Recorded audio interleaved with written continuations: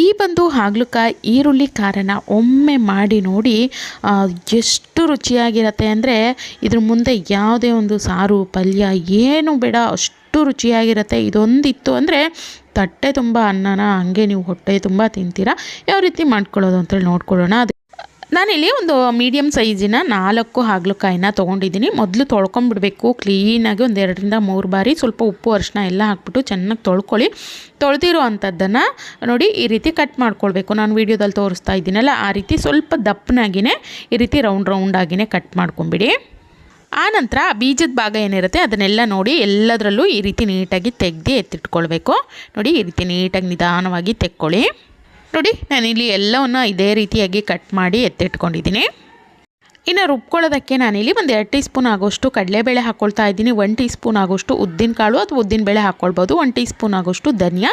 ಈ ಮೂರನ್ನು ನೋಡಿ ಚೆನ್ನಾಗಿ ಹುರ್ಕೊಳ್ಬೇಕು. ಒಂದು ಒಳ್ಳೆ ಘಮ ಬರೋವರೆಗೂ ಚೆನ್ನಾಗಿ ಹುರ್ಕೊಳ್ಳಿ. ನೋಡಿ ಇದಾಗಿದೆ, ಈಗ ತೆಕ್ಕೊಳ್ತಾ ಇದ್ದೀನಿ.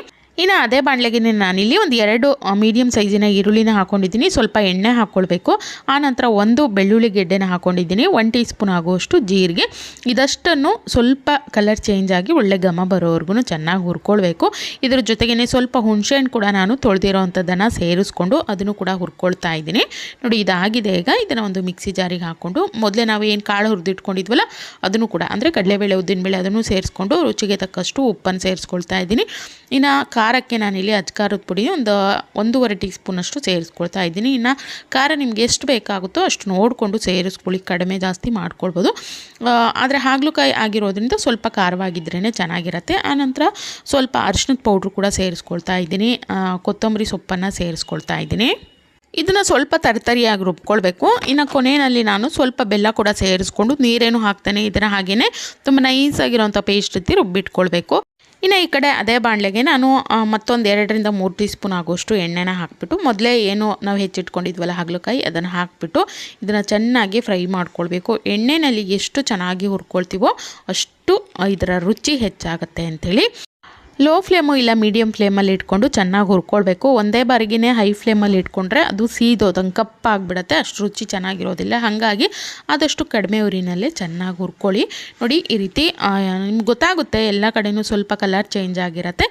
ಈ ಹದದಲ್ಲಿ ಬಂದಾಗ ಅದನ್ನು ತೆಕ್ಕೊಳ್ಬೇಕು. ಒಂದು ಪ್ಲೇಟಿಗೆ ನಾನಿಲ್ಲಿ ಎತ್ತಿಟ್ಕೊಳ್ತಾ ಇದ್ದೀನಿ. ಇನ್ನು ಹಾಗಲಕಾಯಿ ಸ್ವಲ್ಪ ತಣ್ಣಗಾಗಬೇಕು. ತಣ್ಣಗಾದ್ಮೇಲೆ ನೋಡಿ ನಾವೇನು ಮಸಾಲೆ ರುಬ್ಬಿ ಇಟ್ಕೊಂಡಿದ್ವಲ್ಲ ಆ ಒಂದು ಮಸಾಲೆಯನ್ನು ಈ ಒಂದು ಹಾಗಲಕಾಯಿನಲ್ಲಿ ಫಿಲ್ ಮಾಡಬೇಕು. ಅಂದರೆ ನಾವೇನು ಈ ರೌಂಡ್ ಶೇಪಲ್ಲಿ ಕಟ್ ಮಾಡಿ ಫ್ರೈ ಮಾಡಿ ಇಟ್ಕೊಂಡಿದ್ವಲ್ಲ ಈ ಒಂದು ಹಾಗಲಕಾಯಿನಲ್ಲಿ ನಾವು ಮೊದಲೇ ರುಬ್ಬಿಟ್ಕೊಂಡಿರುವಂಥ ಮಸಾಲೆಯನ್ನು ನೀಟಾಗಿ ಫಿಲ್ ಮಾಡ್ಕೊಳ್ಬೇಕು. ನಾವು ಎಣ್ಗಾಯಿಗೆಲ್ಲ ಒಳಗಡೆ ತುಂಬ್ತೀವಲ್ಲ ಈ ಒಂದು ಖಾರನ, ಆ ರೀತಿಯಾಗಿ ನೋಡಿ ಈ ರೀತಿ ನೀಟಾಗಿ 2 ಬದಿನೂ ಚೆನ್ನಾಗಿ ಫಿಲ್ ಮಾಡ್ಕೊಳ್ಬೇಕು.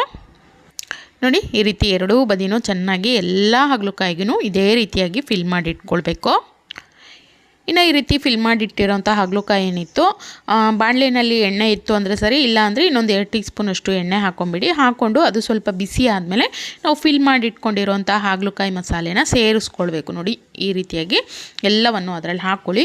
ಇನ್ನು ಮಸಾಲೆ ಏನಾದರೂ ಉಳಿದಿತ್ತು ಅಂದರೆ ನೀರು 1 ಡ್ರಾಪ್ ಕೂಡ ನೀರು ಸೇರಿಸಬಾರ್ದು. ಉಳಿದಿರೋವಂಥ ಮಸಾಲೆ ಇತ್ತು ಅಂದರೆ ಅದನ್ನು ಹಾಕ್ಕೊಂಬಿಡಿ.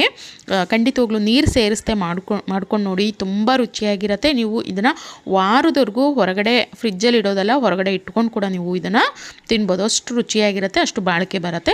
ಇನ್ನು ಮೇಲ್ಗಡೆಯಿಂದ 1 ಹಿಡಿ ಆಗುವಷ್ಟು ಸಣ್ಣದಾಗಿ ಕಟ್ ಮಾಡಿರುವಂಥ ಈರುಳ್ಳಿ ಕೂಡ ಸೇರಿಸ್ಕೊಳ್ತಾ ಇದ್ದೀನಿ. ಸೇರಿಸ್ಕೊಂಡು ಫ್ಲೇಮನ್ನು ಲೋ ಫ್ಲೇಮಲ್ಲೇ ಇಟ್ಕೊಳ್ಬೇಕು. ಲೋ ಫ್ಲೇಮಲ್ಲಿ ಇಟ್ಕೊಂಡು ಎಣ್ಣೆಯಲ್ಲಿ ಚೆನ್ನಾಗಿ ಇದನ್ನು ಬಾಡಿಸ್ತಾ ಹೋಗಬೇಕು. ಆ ಒಂದು ಹಾಗಲಕಾಯಿ ಮಸಾಲೆ ಚೆನ್ನಾಗಿ ಎಣ್ಣೆಯಲ್ಲಿ ಫ್ರೈ ಆಗಬೇಕು. ಮೇಲ್ಗಡೆ ಲಿಡ್ಡನ್ನು ಕ್ಲೋಸ್ ಮಾಡಿ ಇದನ್ನು ಬೇಯಿಸ್ಕೊಳ್ತಾ ಇದ್ದೀನಿ. ಇನ್ನು ಆಗಾಗ ಇದನ್ನು ಸ್ವಲ್ಪ ಈ ರೀತಿ ಎತ್ತಿಬಿಟ್ಟು ಚೆನ್ನಾಗಿ ಅದನ್ನು ತಿರ್ಸ್ತಾ ಇರಬೇಕು. ಒಂದು 7-8 ನಿಮಿಷ ಇದೇ ರೀತಿಯಾಗಿ ಬೇಯಿಸ್ಕೊಂಡ್ರೆ ತುಂಬ ರುಚಿಕಟ್ಟಾಗಿರುವಂಥ, ತುಂಬ ಒಂದು ನಾಲಿಗೆಗೆ ಹಿತ ಕೊಡುವಂಥ ಒಂದು ಹಾಗಲಕಾಯಿ ಈರುಳ್ಳಿ ಖಾರ ಅನ್ನುವಂಥದ್ದು ರೆಡಿ ಆಗುತ್ತೆ. ನೋಡಿ ಇದಾಗಿದೆ. ಈಗ ಬಿಸಿ ಬಿಸಿ ಅನ್ನ ಸ್ವಲ್ಪ ಈ ರೀತಿ ಹಾಗಲಕಾಯಿ ಈರುಳ್ಳಿ ಖಾರನ ಹಾಕ್ಕೊಂಡು ಕಲಿಸ್ಕೊಂಡು ತಿಂತಾಯಿದ್ರೆ ಅಬ್ಬಾ, ನಿಜವಾಗ್ಲೂ ಹೇಳ್ತೀನಿ, ಒಮ್ಮೆ ಮಾಡ್ಕೊಂಡು ತಿನ್ನೋಡಿ, ಜನ್ಮದಲ್ಲಿ ರುಚಿ ಮರೆಯೋದಿಲ್ಲ. ಪದೇ ಪದೇ ಮಾಡ್ತೀರಾ. ಇನ್ನು ಹಾಗಲಕಾಯಿ ಬೇಡ ಅನ್ನೋರಿಗೆ ಈ ರೀತಿ ಮಾಡಿಕೊಡಿ, ತುಂಬಾ ಇಷ್ಟಪಟ್ಟು ತಿಂತಾರೆ. ಹೊರಗಡೆ ಇಟ್ಕೊಳ್ತೀವಿ ಅಂದರೆ 5-6 ದಿನ ಇಟ್ಕೊಳ್ಬೋದು. ಫ್ರಿಜ್ಜಲ್ಲಿ ಆದರೆ ನೀವು 10 ರಿಂದ 15 ದಿನ ಆರಾಮಾಗಿ ಸ್ಟೋರ್ ಮಾಡ್ಕೊಳ್ಬೋದು. ಅನ್ನ, ರೊಟ್ಟಿ, ಚಪಾತಿ ಎಲ್ಲದಕ್ಕೂ ಕೂಡ ಸೂಪರ್ ಕಾಂಬಿನೇಷನು. ವಿಡಿಯೋ ಇಷ್ಟ ಆಗಿತ್ತು ಅಂದರೆ ಲೈಕ್ ಮಾಡಿ, ಹಾಗೆ ತಪ್ಪದೇನೆ ಸಬ್ಸ್ಕ್ರೈಬ್ ಮಾಡ್ಕೊಂಡು ನೋಡಿ ಆಯಿತಾ. Thank you.